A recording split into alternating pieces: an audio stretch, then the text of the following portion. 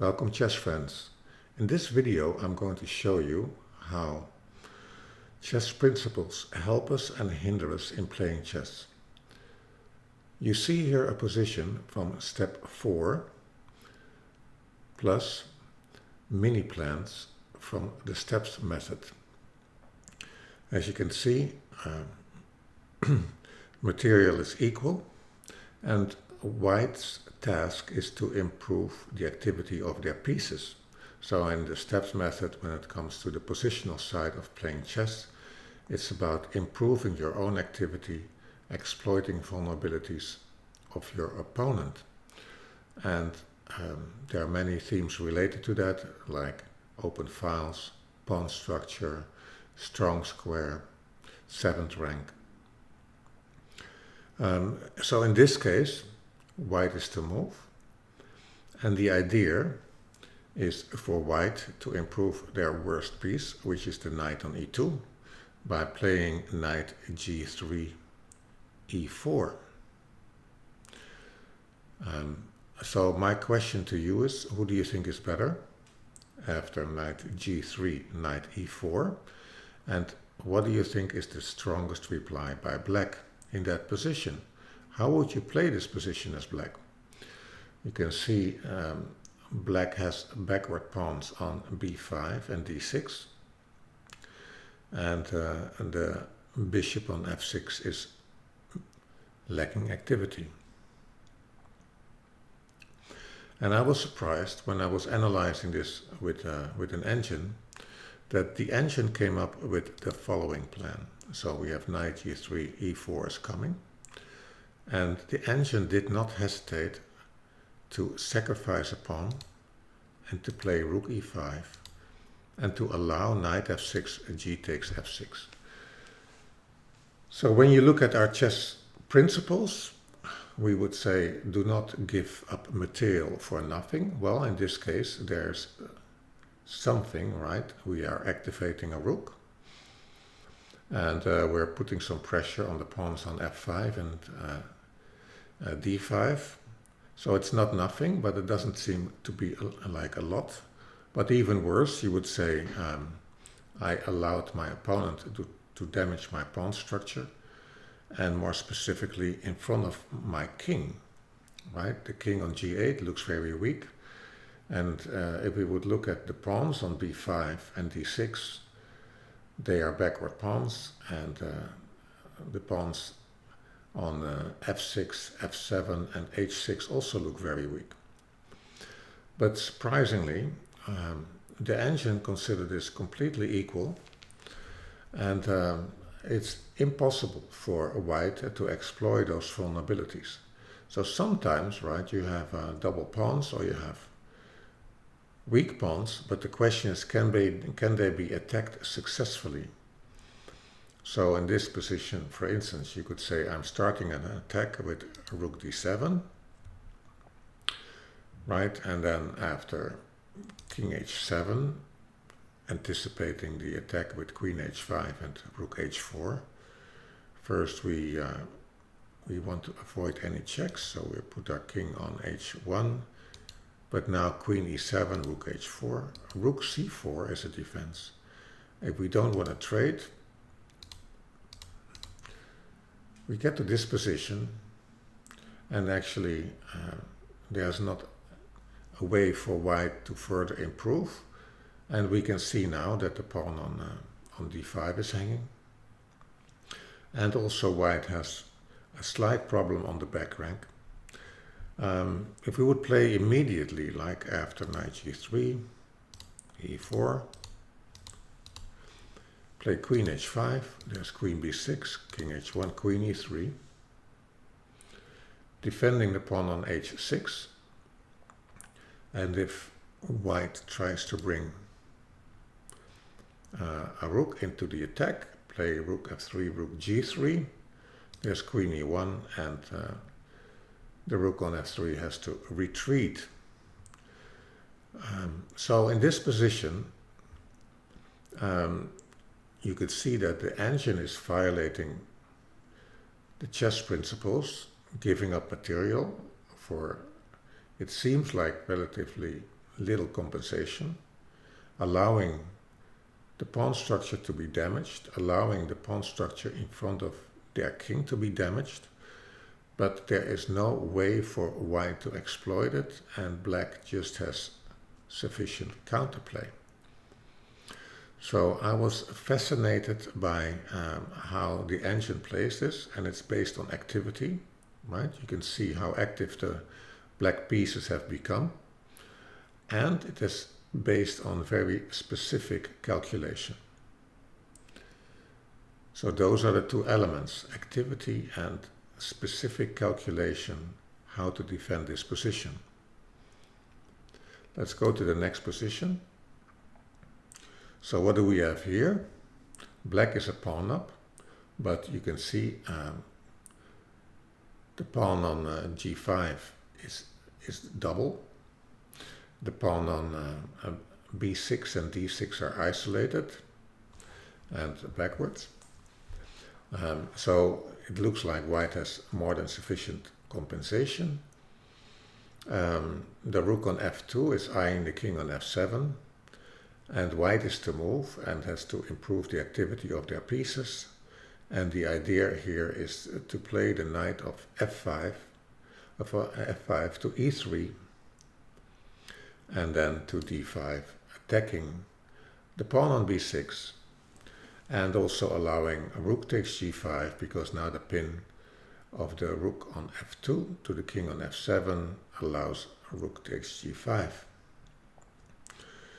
But again, we see here the defense of the engine, playing b5, right? And in this case, if we would take the pawn, we can suddenly see what the plan of black is. The plan of black is to activate the rook, create a passed pawn on the a file, and it's still equal, but if I had to choose, I'd rather be black in this position, because it's a very clear plan for black how to continue. So let's return after knight e3, b5, right? You could say, let's just take that pawn, but now black plays knight c7, attacking the pawn, and white can defend the pawn with c4. But now you see that, again, there is a very active defense by playing, right, the knight went to c7, e6, and then to c5, attacking the pawn on b3. Rook a8 is coming with the potential idea of playing a5, a4. And suddenly black has full play and has achieved equality, right? So, and of course, in this case, white is not forced to play c4 to protect the pawn, but could just go for this pawn. But here you can see that actually in this position, black is already much better. So again, right, when you look at the starting position, you could say, okay, black has many weaknesses. White is easily going to get their pawn back, has a beautiful outpost on d5.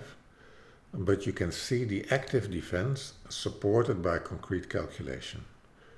b5, and after a takes b5, knight c7, c4, knight e6, knight d5, knight c5. The knight is beautifully placed on their own outpost at the moment, and after rook b2, rook a8, black has at least equality. One final position from step 5, plus. So in this position, black is to move, and black has to increase the activity of their pieces. So again, it's about increasing activity. And the plan is as follows: queen e7, attacking the pawn on a3. And the idea behind this is, if white saves their pawn with a4, then black plays queen c5, king h1, and then rook b4. and black is winning, attacking the pawn on e4, knight f6 is attacking e4, the rook on b4 is attacking e4, rook c4 is coming, attacking the knight on c3 and indirectly pressuring the pawn on c2. So you can see, when we go back to the starting position, how the black pieces have been activated after queen e7, and so when we compare this position with this position, you can see the increase in activity of the black pieces. Again, in this position, white plays h3. It looks a bit like a toilet move, right? You play a game and you have to urgently go to the toilet, and you just try to play a move that can be useful and that doesn't lose immediately, so you can have the time to go to the toilet and then return and continue your game. But there is a specific reason for this move, as we shall see later. So we're sacrificing this pawn on a3, and again white goes for activity, and in this case a king's attack. And after queen takes h6, queen c3, rook d3, right? Now queen e1 is not checkmate because white has king h2. So this tiny move, h3, all had to do with a future back rank weakness, and allowing this whole idea of rook takes f6, queen h6, rook d3, because there was no queen e1 in the final position. So again, a very active defense, sacrificing in exchange, and then afterwards sacrificing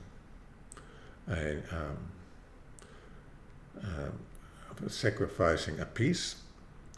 So in this position, white is down a full rook, but in this position, queen e1, king h2, a5, rook g3, and then rook g3, queen takes g3, leads to an equal endgame. So I'd like to go now to two positions from the book Think Like a Super GM by Michael Adams. So this is the first position, and so in that book there are players of different strength levels who give their thought process about the position. So let's do the orientation, and material is equal. Black has an active knight on e5, but it's pinned by the queen on d4. So the queen on d4 is pinning the knight on e5 to the king on g7. The knight on c3 is relatively passive. The only square that it can go to is a2 at the moment. And the scope of the bishop on e2 is also quite limited. The bishop on a7 is undefended. Black has two hanging pawns, so the pawn duo on d6 and e6, they need kind of constant protection. White's king is safer than black's king, it feels like. And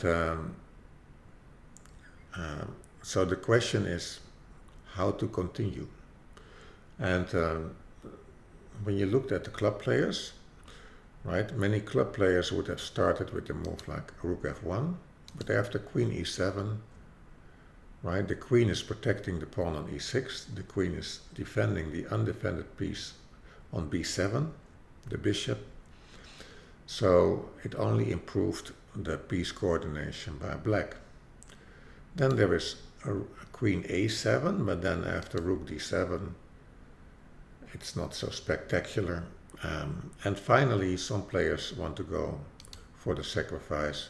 Bishop takes b5, knight takes b5, queen f4, knight d6, self-pinning,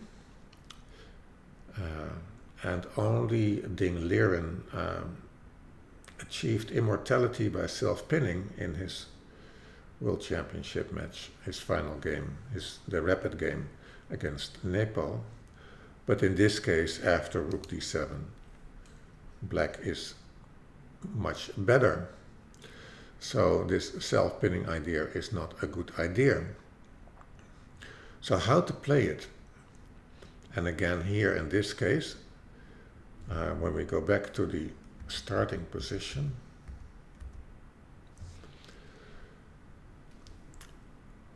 the best move to play, and the move played by Michael Adams himself, was a4. And the idea is to activate the knight on c3 and the bishop on e2.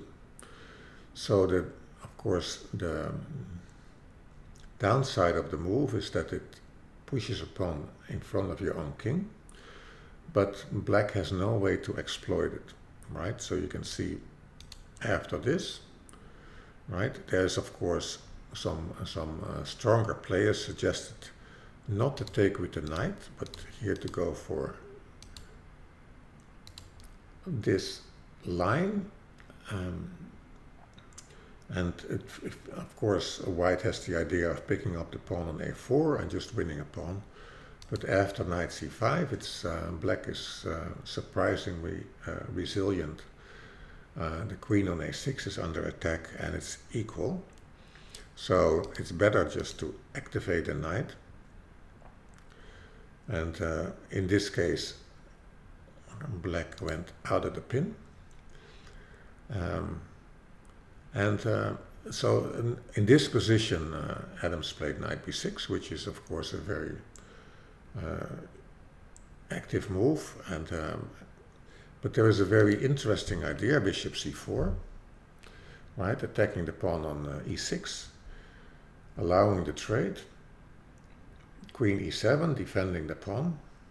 And now I was just curious, right, because this, according to Stockfish, this is +2. So how does Stockfish intend to continue? So sometimes when I have a position like this, I just make waiting moves, shuffle moves for black to see how white continues to improve their position. And this is quite instructive. So this is the way that the engine improves their position.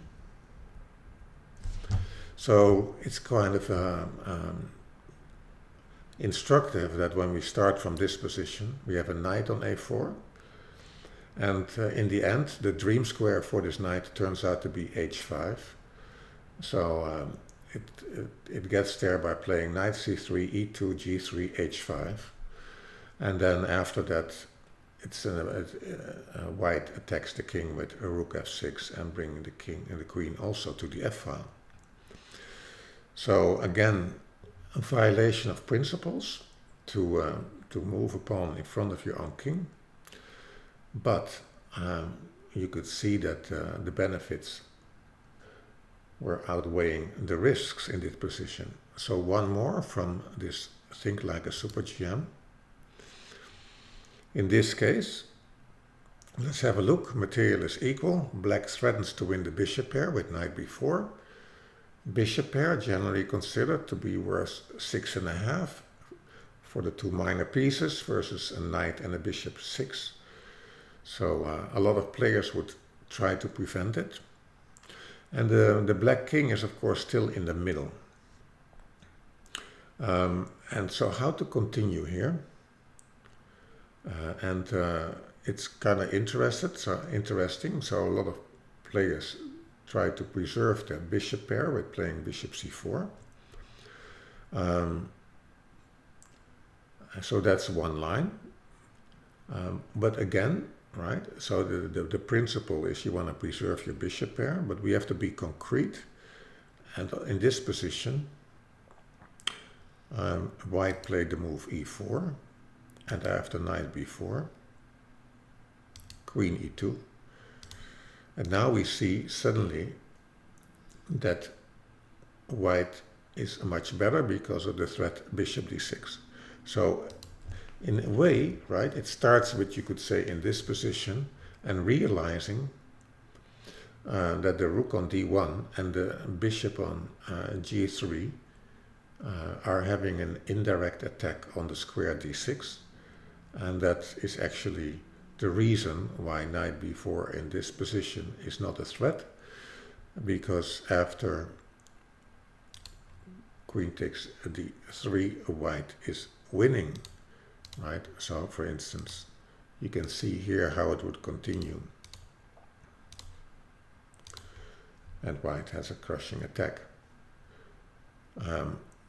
So let's return to the starting position.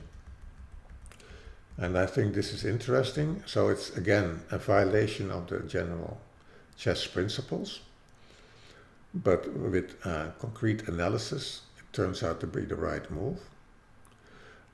So if white had played bishop c4, right? In this position, if black castles, we have 3 attackers on the knight on d5 and 2 defenders. And my question to you is, would you take the knight? Or would you say that's too risky because I open up the c file and my king is too exposed? So would you go for the material, or would you go for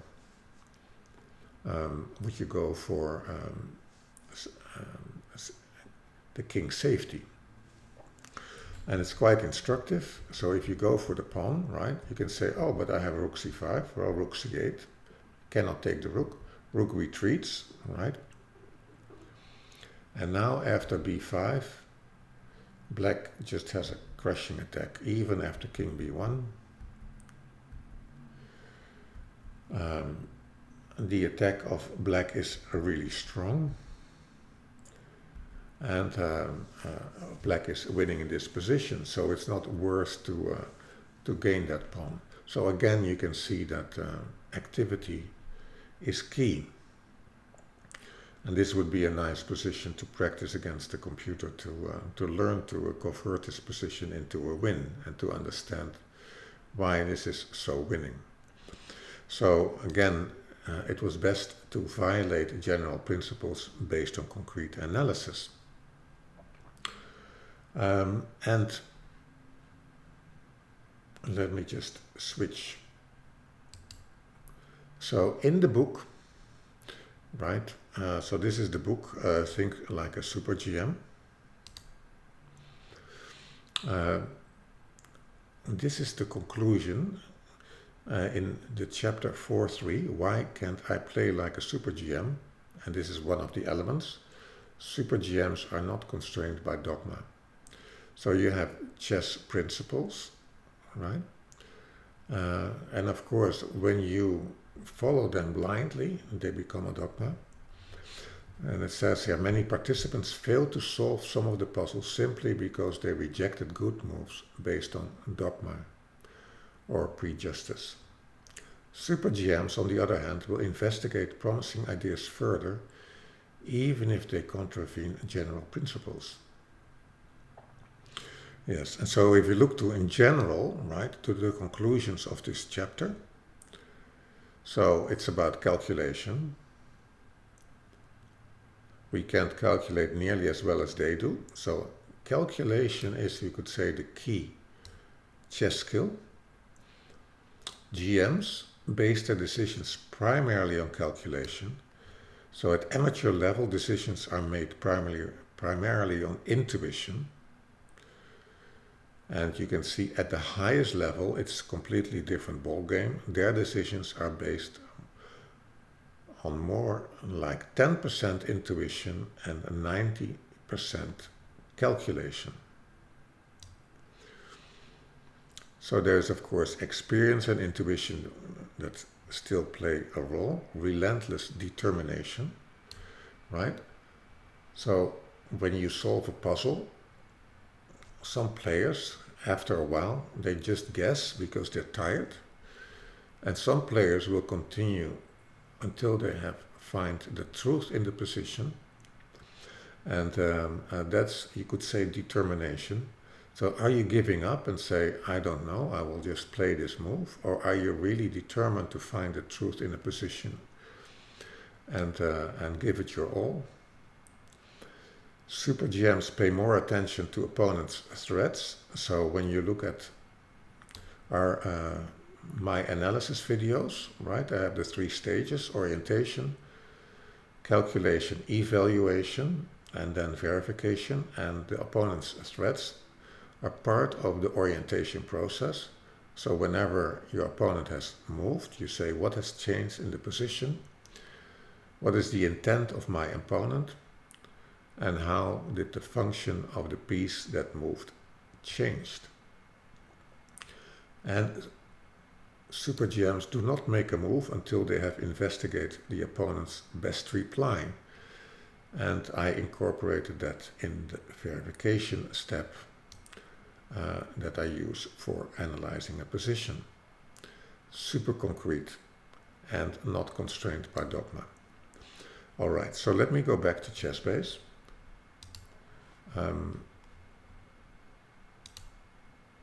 So we go to the next position.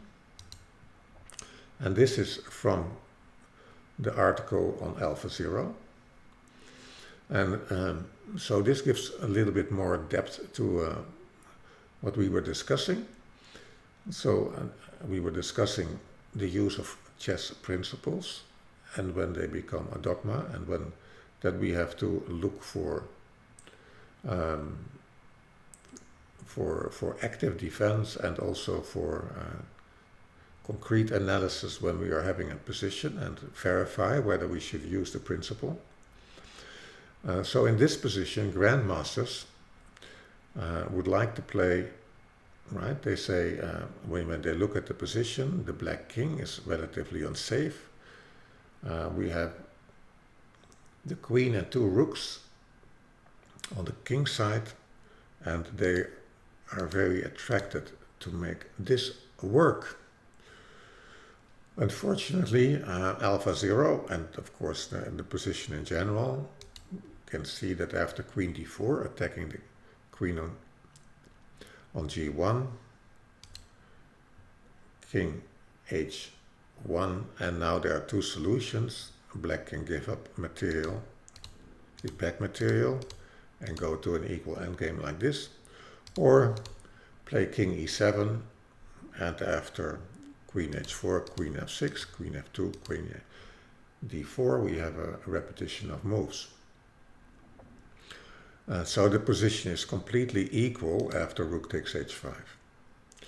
So how does the engine play it? So AlphaZero goes for queen c1, but I did more recent, I analyzed this with Lila Chess 0 and with Stockfish 17.1. And I think in the end, queen g2 is perhaps even a little bit more accurate.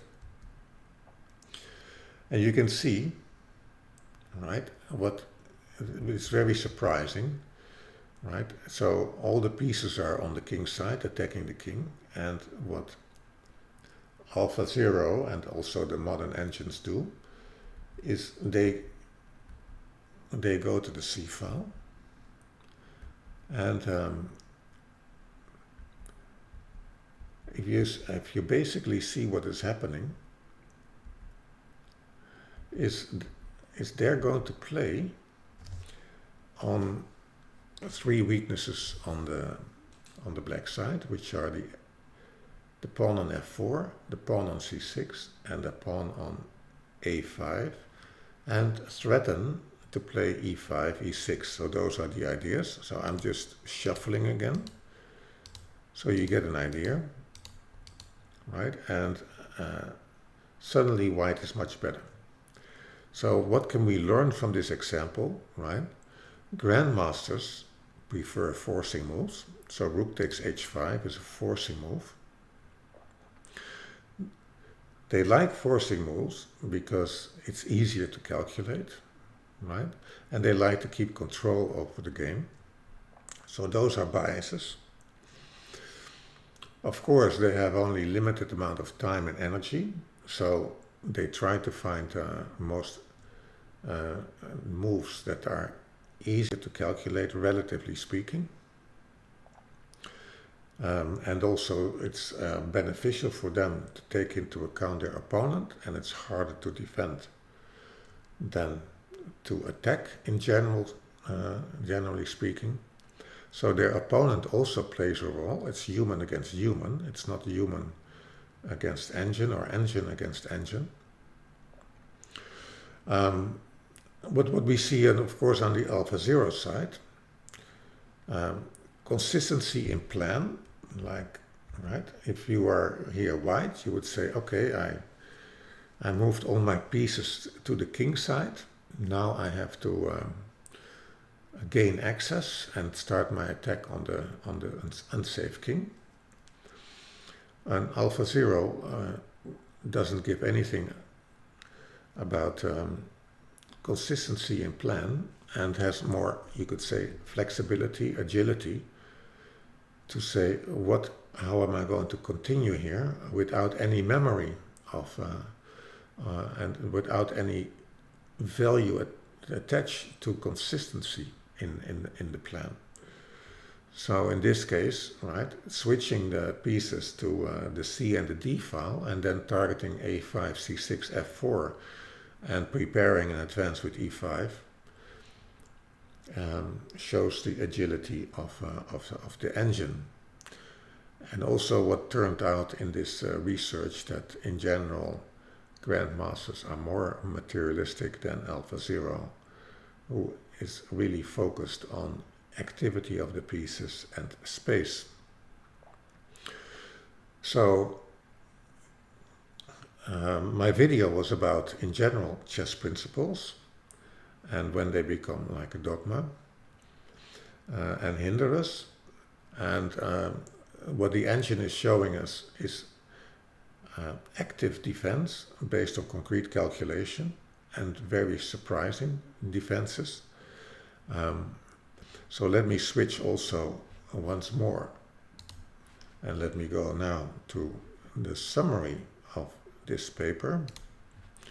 So this is the paper that my daughter was the first author on, Bridging the Human AI Knowledge Gap through Concept Discovery and Transfer in AlphaZero, where she worked together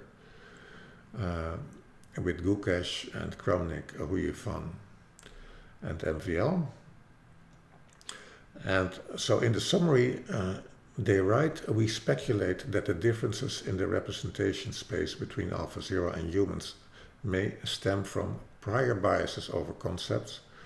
So prior biases over concepts, those are basically the chess principles that we use, right? Those are biases.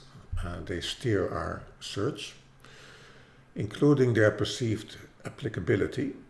So can we apply them to the current position, their importance, and how they can be combined with other concepts.